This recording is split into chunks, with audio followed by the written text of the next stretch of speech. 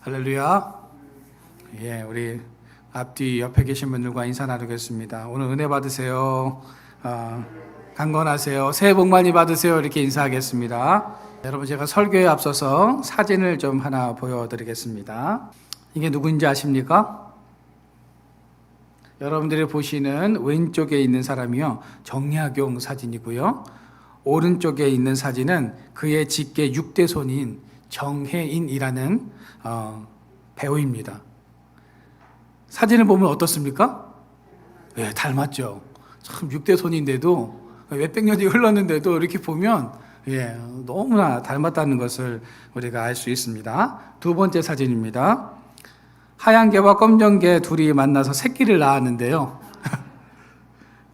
어떤 새 강아지가 나왔습니까? 머리는 검고 몸은 하얀 이 강아지가 태어났습니다. 새끼들이 부모 개들을 닮는 걸 보면 참 너무 신기한 것 같아요. 세 번째 사진입니다. UFC 격투기 선수 김동현 씨와 그의 아들의 모습인데요. 입모양, 얼굴 생김새 어떻습니까? 너무 닮았어요. 완전히 붕어빵입니다. 유전자의 힘이란 정말 대단하다라는 그런 생각이 참 듭니다. 제가 2주 전에 시온이 학교 졸업식에 다녀왔는데요. 많은 학부모님들에게 들었던 말이 뭐냐면 시온이가 아빠랑 너무 똑같다는 겁니다. 그냥 한두 분이 그렇게 말씀하시는 게 아니라 보시는 분들마다 그냥 시온이랑 저랑 너무나 닮았다고 그런 말씀들을 하시더라고요. 저는 잘 못 느끼겠어요. 시온이랑 저랑 닮았는지를 잘 모르겠는데 학부모님들이 완전히 너무나 닮았다는 그런 말씀들을 참 많이 들었습니다. 여러분, 부모와 자녀가 닮는 것은 어찌 보면 당연하죠. 여러분, 그러면 우리 그리스도인들은 누구를 닮아야 하는 것일까요? 육체적으로는 우리를 낳아주신 부모님을 닮아야 하겠죠. 또 영적으로는 우리는 하나님을 닮아야 합니다. 그런데 문제는 하나님은 어때요? 형상을 가지고 계신 분이 아니십니다. 그렇다면 우리는 어떻게 하나님을 닮아가야 하는 것일까요? 우리는 하나님의 그 성품을 닮아가야 한다라는 거죠. 오늘부터 저는 하나님을 닮아가기 위한 8가지 단계 시리즈 설교를 좀 하려고 합니다. 그 첫 번째 시간으로 오늘은 믿음에 대해서 설교를 하도록 하겠습니다. 히브리서 11장 6절 말씀입니다. 우리가 같이 한번 읽어볼까요? 시작. 믿음이 없이는 하나님을 기쁘시게 하지 못하나니 하나님께 나아가는 자는 반드시 그가 계신 것과 또한 그가 자기를 찾는 자들에게 상 주시는 이심을 믿어야 할지니라. 아멘. 히브리서는 믿음이 없이는 어떻게 해요? 우리가 하나님을 기쁘시게 할 수 없다고 말씀하고 있습니다. 하나님은 우리의 믿음을 보시고 기뻐하시는 분이십니다. 여러분들은 하나님이 기뻐하실 만한 믿음을 소유하고 계십니까? 우리가 흔히 믿음이 좋다고 하면 교회 출석 잘하고 예배 잘 드리고 헌금 생활 잘하고 기도 생활 잘하는 것을 보고 믿음이 좋다라고 이렇게 말을 합니다. 물론 이런 모습들이 믿음이 좋은 사람들의 모습이기는 합니다. 그러나 이것만으로 우리가 믿음이 좋다고 판단할 수 있을까요? 그렇지는 않다는 겁니다. 그러면 믿음으로 산다는 것은 어떤 것을 말하는 것일까요? 로마서 1장 17절입니다. 우리 같이 한번 읽어보도록 하겠습니다. 시작. 복음에는 하나님의 의가 나타나서 믿음으로 믿음에 이르게 하나니 기록된 바 오직 의는 믿음으로 말미암아 살리라 함과 같으니라. 오직 의는 믿음으로 살게 되어 있습니다. 하나님과 영적인 관계를 하는 사람들은 의로운 삶, 믿음의 삶을 살아갈 수밖에 없다는 거죠. 즉, 믿음의 사람들은 사람들과의 관계 속에서 하나님의 성품을 드러내고 하나님의 마음으로 살아가는 사람임을 우리는 알 수 있다는 거죠. 하나님이 어떤 분이신가를 삶으로 드러내는 사람이 믿음으로 사는 사람이다라는 것입니다. 나 혼자 성경 읽고 기도 많이 하는 것도 중요하지만 더 중요한 것은 하나님의 성품과 그 형상을 사람들에게 드러내는 삶이 바로 믿음의 삶이다라는 거죠. 지난 1월 20일이었습니다. 국민일보 신문에 무속인의 삶을 청산하고 주님을 영접하게 되었던 심선미 집사님에 관한 기사 내용이 신문에 실렸습니다. 심 집사님은 자신이 무속인이었던 시절에 손님 40%가 기독교인이었다고 하죠. 그 손님들 중에는 사모님, 권사님도 찾아왔다는 충격적인 사실을 말하기도 했습니다. 그분은 28년간 무속인의 삶을 접고 지금 부산의 제2영덕교회에 다니고 있다고 합니다. 심 집사님은 2017년 우울증으로 힘들어하던 중 한 교계 생방송 상담 프로그램을 통해서 영접 기도를 받게 되었고 그를 계기로 해서 예수님을 영접하고 무속 신앙을 청산했다고 합니다. 심 집사님은 미디어를 통해서 무속 문화가 일상 속에 친근하게 스며드는 점이 우려된다는 말을 하기도 하였고요. 기독교인들은 호기심에라도 점, 사주, 타로를 봐서는 안 된다는 그런 말을 하기도 했습니다. 2023년 11월 전국의 만 19세부터 34세 개신교 남녀 1000명을 대상으로 실시한 기독교 청년 인식 조사에 따르면 점, 사주, 타로를 경험해 보았다는 기독교인들의 응답자가요 45.4%로 나타났다고 합니다. 여러분, 이러한 행위는 하나님에 대한 불신이며 신앙인으로서 매우 모순적인 행동임을 이 심 집사님은 지적하고 있습니다. 무속의 근원은 악한 영에게서 나오기 때문에 호기심에 경험해 보는 것조차도 하지 않는 것이 좋다라는 그런 말을 하기도 했습니다. 여러분, 이런 것이 오늘날 우리 성도들의 민낯이라는 거죠. 불편한 진실이라는 겁니다.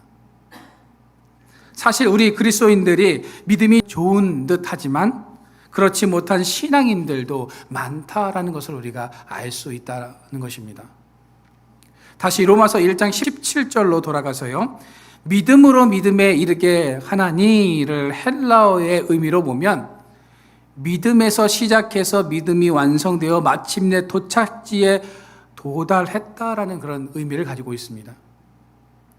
즉, 이 말씀은요, 우리의 모든 신앙생활은 믿음으로 시작해서 믿음으로 끝이 나야 한다라고 말씀하고 있는 겁니다. 처음 시작은 어린아이와 같은 믿음이었지만 이 땅에서의 생을 마칠 때쯤이면 완성된 믿음, 성숙한 믿음을 가지고 하나님 앞에 서야 한다라고 말씀을 하고 있는 것입니다. 신앙생활을 한다고 믿음이 다 같을 수는 없습니다. 믿음의 단계는 사람마다 다 다르죠. 다 같은 수준이 아니라는 겁니다. 어린 아이인데도요, 어른의 믿음을 갖고 있는 아이들도 있고요. 장성한 어른임에도 불구하고 어린 아이와 같은 초보적인 또 기초적인 믿음을 소유한 분들도 계시다라는 겁니다. 우리의 믿음이 어린 아이의 수준에 머물러서는 안 된다는 거죠. 아이가 하루하루 성장하며 자라나듯 우리의 믿음도 성장해야 한다고 성경은 우리에게 말씀하고 있습니다. 그런데 어린아이와 같은 믿음에 머물러 있는 사람들이 있다는 거죠. 어린아이들과 같은 믿음의 특징은요, 젖만 먹고 단단한 음식을 먹지 못한다는 것입니다. 지난주에도 제가 말씀을 드렸지만 고난과 인생의 어두운 밤을 경험해본 믿음과 온실 속의 화초처럼 자라온 믿음은 전혀 다를 수밖에 없다는 거죠. 사도 바울이 1차 전도 여행을 갔을 때 마가 요한을 데리고 갔습니다. 그런데 마가 요한은 고생을 한 번도 경험해보지 않았습니다. 그러다가 체력적인 한계 때문인지 질병 때문이었는지 두려움 때문이었는지는 정확히 알 수는 없지만 마가 요한은 전도 여행에 대열해서 이탈을 해버리고 맙니다. 마가 요한은 온실 속의 화초처럼 자라왔기 때문에 그가 전도 여행을 감당하기란 쉽지 않았다는 거죠. 여러분들의 믿음의 단계는 어느 정도이십니까? 우리가 믿음을 수치로 판가름할 수는 없지만 나의 믿음이 어린아이와 같은지 아니면 장성한 믿음을 가지고 있는지를 우리는 점검해 볼 필요가 분명히 있다는 겁니다. 여러분들은 시험과 고난 속에서도 흔들림 없는 이런 믿음을 소유하고 계십니까? 아니면 조금만 고난과 시련이 오면 하나님을 원망하고 불평하고 칭얼대는 단계의 믿음을 소유하고 계십니까? 여러분, 하나님은 나에게 대한 믿음이 한 번도 흔들리지 않으시는데 왜 하나님을 향한 우리의 믿음은 계속 흔들리고 있을까요? 하나님은 우리에게 실망했다고 말씀하지 않으시는데 왜 우리는 하나님께 실망했다며 하나님의 마음에 대못을 받고 있는 것일까요? 하나님은 우리가 아무리 부족하고 못나도요, 우리를 응원해 주시고 우리를 믿어 주시고 우리에게 손을 내밀어 주시는데 우리는 하나님의 큰 사랑과 믿음에 보답하는 삶을 살아내지 못하고 있는 것일까요? 조금만 나의 삶에 문제가 생기면 우리는 하나님을 의심합니다. 그것은 우리가 연약하기 때문이고 우리의 믿음이 어린아이의 수준에 불과하기 때문인 것입니다. 야고보서 1장 3절 말씀입니다. 우리가 말씀을 같이 한번 읽어보도록 하겠습니다. 시작. 이는 너희의 믿음이 시련이 인내를 만들어내는 줄 너희가 알미라. 야고보서 1장 3절에 나오는 이 시련이라는 단어를 다른 말로 말하면 테스트입니다. 원어의 뜻에 보면 검증하다, 드러나다라는 그런 뜻을 가지고 있습니다. 여러분, 학교에서 공부를 한 후에 시험을 보는 이유가 무엇일까요? 시험을 보는 이유는요, 자신의 실력을 평가하고 검증하기 위해서입니다. 시험은 내가 어디가 부족한지를 알게 해줄 뿐만 아니라 내 진가를 드러내게 해준다는 겁니다. 우리는 시험을 통해서 나의 믿음이 어느 정도인지를 알 수 있게 된다는 것입니다. 하나님께서는 시험을 통해서 우리의 믿음을 평가하십니다. 그래서 우리는 시험을 만나면 기뻐해야 하는 것입니다. 나의 믿음이 어느 정도인지, 나의 부족한 것이 무엇인지를 깨닫게 해주기 때문입니다. 여러분, 시련이나 시험은 하나님의 백성들에게 있어서는 피할 수 없는 것입니다. 창세기에 보면 하나님께서 아브라함에게 100세의 아들을 주시죠. 그렇게 바라던 아들을 얻었는데 하나님께서 이 아브라함에게 그 아들을 달라고 하셨을 때 아브라함의 마음은 어떠했겠느냐 하는 겁니다. 제가 아는 친구 중에 5대 독자가 있는데요. 그 친구의 말은 그 집안에서 곧 법입니다. 얘가 이야기하는 대로, 요구하는 대로, 바라는 대로 이야기만 하면요, 모든 것이 다 착착착착 이루어집니다. 그런데 하루는 그 친구가 운동장에서 놀다가 다리가 골절되고 말았습니다. 학교가 난리가 났습니다. 그 5대 독자 할아버지가 80이 넘으신 그 할아버지 할머니가 학교에 찾아오셨습니다. 그리고 교장 선생님께 막 삿대질을 하면서 엄청나게 혼을 내셨습니다. 그때 교장 선생님이 그 할아버지 할머니 앞에서 뭐 쩔쩔매는 모습을 저희가 본 적이 있는데요. 여러분, 이 100세 얻은 그 아들 이삭을 하나님께서 달라고 하십니다. 하나님의 이 시험은 아주 잔인한 시험이죠. 믿음이 없는 사람들의 관점에서는 그럴 거면 하나님 왜 주셨습니까? 제가 달라고 했습니까? 저는 엘리에셀과 이스마엘로 만족하려고 하는데 하나님께서 억지로 주셔놓고 이제 와서 왜 딴소리를 하십니까? 라고 말할 수도 있었을 겁니다. 그러나 아브라함은 믿음으로 그 아들 이삭을 드리죠. 하나님께서 아브라함이 내 말에 순종하는가 불순종하는가 테스트해 본 것입니다. 아브라함의 믿음이 어느 정도인지를 하나님께서 시험하셨다는 겁니다. 하나님은 그 아들 이삭을 진짜 죽이려고 한 것이 아니죠. 혹 죽이셨어도 살리실 수 있는 분이 하나님이심을 아브라함은 알았기에 믿음으로 그 아들을 드렸고 결국 그 시험에 통과하게 됩니다. 여러분, 그렇습니다. 시험은 우리의 믿음을 성장하게 합니다. 나를 믿음의 사람으로 바꾸어 놓는다는 것입니다. 하나님께서 왜 광야에서 이스라엘 백성들에게 기적을 보여주셨을까요? 홍해도 갈라지고 여리고 성도 무너뜨리며 요단강을 왜 건너게 하셨느냐 하는 것입니다. 이스라엘 백성들의 기적의 역사를 보면서 그 믿음이 성장하기를 원하셨던 것입니다. 눈으로 보지 않으면 절대로 믿지 않는 백성들이었기에 기적을 직접 눈앞에서 경험하게 하셨던 것입니다. 여러분, 하나님께서 우리 성도들에게도 시험을 주시는 이유는 나를 믿음의 사람을 만들기 위함임을 믿으시기를 바랍니다. 어떠한 상황 속에서도 흔들리거나 요동하지 않고 믿음을 지켜나가는 믿음의 사람이 되기를 원하셔서 우리를 때론 힘들게 하신다는 겁니다. 여러분, 지금 어려움 가운데 계십니까? 내 힘으로는 감당할 수 없을 것 같은 고난 가운데 계십니까?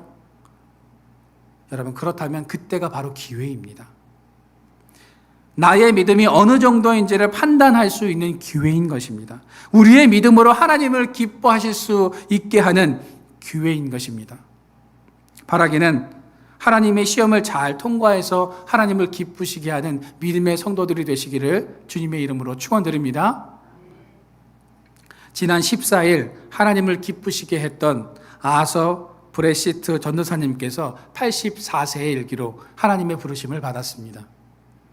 그분은 커다란 십자가를 메고 세계 324개국을 돌면서 56년간 복음을 직접 전한 미국의 거리 전도사로 유명한 분입니다. 그는 1969년 상처받은 사람들을 직접 만나서 대화를 하면서 예수님의 사랑을 전해야겠다라는 그런 사명과 열정을 가지고 그의 크리스마스에 높이가 약 3m 66cm가 되는 나무 십자가를 메고 미국을 횡단하는 전도 여행을 시작했습니다.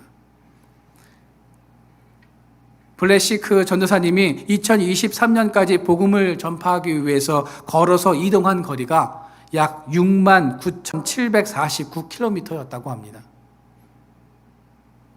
그가 짊어지고 다녔던 십자가의 무게는 50kg이 넘었습니다. 800km 정도를 걸어갈 때마다 신발이 닳아서 신발을 갈아 신어야 했으며 2013년 4월에는 세계에서 가장 긴 순례 기록을 기네스북에 올리기까지 했다고 합니다. 그는 세계를 돌아다니면서 교황인 바오로 2세, 빌리 그레함 목사, 무슬림의 수장인 야세르 아라파트를 만나서 평화를 전하기도 했고요. 북한에 가서 전도 여행을 하면서 많은 사람들에게 복음을 전했다고 합니다. 여러분, 아서 블레시트 전도사님은 십자가를 들고 하나님을 기쁘시게 하는 삶을 일평생 살다가 하나님의 부르심을 받았습니다. 그러면 여러분들은 하나님을 위해서 무엇을 하다가 부르심을 받으시겠습니까? 여러분, 우리 그리스도인들은 이 땅에서 어떤 삶을 살아가야 할까요? 그렇다면 오늘을 살아가는 우리가 어떤 삶을 살아야 하나님을 기쁘시게 할 수 있을까요? 첫째는 흔들리지 않는 견고한 믿음을 가져야 합니다. 고린도전서 15장 58절 상반절을 보면 내 사랑하는 형제들아 견고하며 흔들리지 말며 라고 말씀하고 있습니다. 신앙생활을 할 때는 견고하고 흔들림이 없어야 합니다. 밭의 비유에서 길가와 돌밭과 가시밭에 떨어진 씨앗들은 왜 성장하지 못했을까요? 심지가 견고하지 못했기 때문입니다. 뿌리가 깊고 흔들리지 않아야 성장하고 열매를 맺게 되는 것인데 외부의 상황과 환경에 흔들리다 보니까 전혀 성장할 수가 없었다는 것입니다. 나의 삶의 환경이 어떠하든 우리는 뿌리를 깊이 견고히 내리면서 믿음을 가지고 있어야 합니다. 그래야 흔들리지 않는 삶을 살아갈 수 있다는 거죠. 믿음이 견고하지 못한 사람들에 대해서 야고보서는 무엇이라고 경고하고 있습니까? 우리가 야고보서 1장 5절부터 6절까지 말씀을 같이 읽어보도록 하겠습니다. 시작. 오직 믿음으로 구하고 조금도 의심하지 말라. 의심하는 자는 마치 바람에 밀려 요동하는 바닷물결 같으니 이런 사람은 무엇이든지 주께 얻기를 하나님께서는 견고하지 못하고 흔들리는 것을 싫어하십니다. 결국 견고하지 못하고 의심하거나 요동하는 사람은 구하는 것을 어떻게 해요? 받을 수 없게 된다고 성경은 말씀하고 있습니다. 믿음을 헬라어로는요, 피스티스라고 말하고요, 히브리어로는 에무나라고 말합니다. 여러분, 에무나가 제일 처음 어디에서 등장하냐 하면 이스라엘 백성들이 르비딤에서 아말렉과 전쟁을 할 때 이 단어가 제일 처음 등장합니다. 특히 모세의 손이 해가 지도록 내려오지 않았다가 바로 에무나입니다. 에무나의 믿음은요, 끝까지 믿음을 지키는 것, 지탱하는 것을 말하는 것입니다. 영적인 전쟁이 끝날 때까지 흔들리지 않고 손이 내려오지 않도록 끝까지 지탱하는 것이 바로 믿음이다라는 것입니다.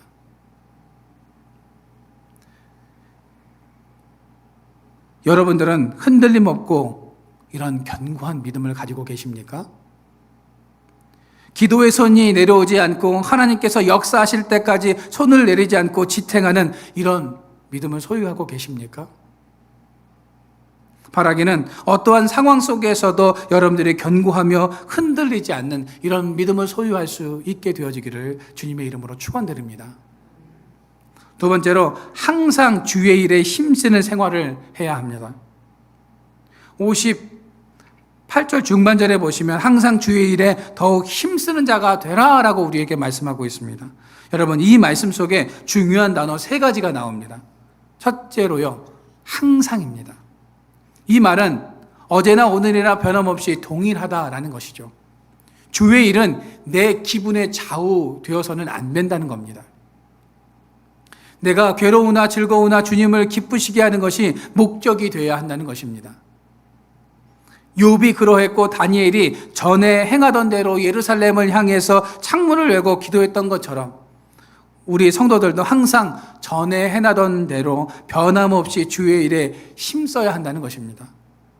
두 번째는요, 주의 일입니다. 그리스도인들이 교회 생활에서 힘써야 하는 것은 주의 일이다라는 거죠.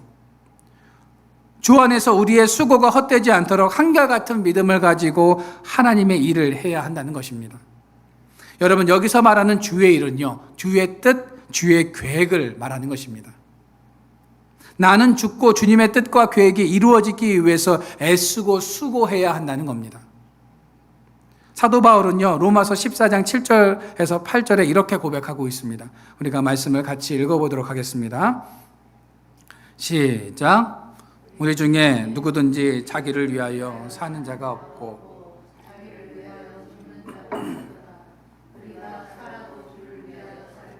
죽어도 주를 위하여 죽나니 그러므로 사나 죽으나 우리가 주의 것이로다. 여러분, 우리가 사나 죽으나 힘써야 할 것은 주의 일입니다. 오늘날 현대 교회에 문제가 생기는 것은요, 하나님이 아닌 자기의 영광과 자기의 이익을 추구하기 때문입니다. 우리 그리스도인들은 하나님의 뜻을 이루어드리는 삶을 추구해야 한다는 거죠. 특정 사역이나 봉사뿐만 아니라 모든 우리의 삶 자체가 주님의 일이 되어야 한다는 것입니다. 세상에서 내 마음대로 사는 것이 아니고 내키는 대로 사는 것이 아니라 예수님의 마음으로 세상을 보고 말씀대로 살아가려고 하는 모든 행동 하나하나가 주님의 일이라는 것입니다. 바라기는 나 자신이 아닌 주님을 위해, 하나님 나라를 위해 나의 시간과 열정을 드릴 수 있는 저와 여러분들의 삶이 되어지기를 축원합니다. 세 번째로는요, 더욱 힘쓰라입니다. 더욱은 풍부한, 많은, 넘친다라는 그런 의미를 가지고 있죠. 우리가 주의 일에 힘쓰는데 더 풍성하고 넘치게 하라는 말씀입니다. 적당히 하라, 상황과 눈치 보면서 하라는 것이 아니라 열정을 가지고 최선을 다하라는 말씀입니다. 내 기분이 좋지 않아도, 내 마음이 편치 않아도, 내가 하고 싶지 않아도 주님이 원하신다면 할 수 있어야 한다는 거죠. 이것이 항상 주의 일에 힘쓰는 성도들의 삶의 기본 자세인 것입니다. 주의 일에 더욱 힘쓰는 것은 항상 어제나 오늘이나 동일하게 변함없는 마음으로 수행할 수 있어야 합니다. 마리아는 값비싼 향유를 예수님의 발에 부었죠. 그래도 마리아의 마음은 부족해서 그 발에 눈물을 뿌렸고 그것도 부족해서 자기의 머리를 풀어서 예수님의 발을 닦았습니다. 마리아의 삶은 주님을 위해서 점점 더 확장되고 깊어지는 이런 믿음의 삶을 보여주었다라는 것입니다. 여러분, 하나님께서는 오늘 이런 사람들을 찾고 계시고 이런 사람들을 사용하십니다. 여러분들이 그 주인공들이 되시기를 주님의 이름으로 축원드립니다. 그러면 흔들리지 않고 견고하며 항상 주의 일에 더욱 힘쓰는 믿음의 사람들이 되면 하나님께서 우리에게 어떤 복을 주실까요?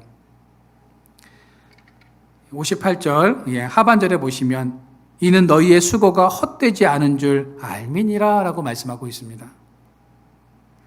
세상 일에는요, 헛수고라는 말이 있습니다. 죽도록 일을 하였는데 돌아온 것은 아무것도 없고 헛된 것뿐임을 우리는 경험하기도 합니다. 그러나 주의 일에는 헛됨이 없습니다. 주님의 말씀을 지키면 상급이 있고 은밀하게 주의 일을 하면 주님도 은밀하게 우리에게 갚아주신다라고 성경은 말씀하고 있습니다. 때로는 우리가 주의 일을 하면서 욕을 당하고 억울함을 당하고 아무것도 얻은 것이 없어 보이지만 신실하신 하나님은 우리의 수고를 헛되이 넘기지 않으신다는 것입니다. 분명 우리 교회와 여러분들의 삶의 모든 수고를 갚아주실 줄로 믿으시기를 바랍니다. 주님은 지금도 우리의 이름을 주님의 손바닥에 새기고 우리의 모든 것을 살피시고 계심을 믿으시기를 바랍니다. 이제 바라기는 서로가 서로를 위로하고 힘들지만 더욱 주의 일에 힘쓰는 자들로서의 사명을 감당하며 오늘을 살아가시기를 바랍니다.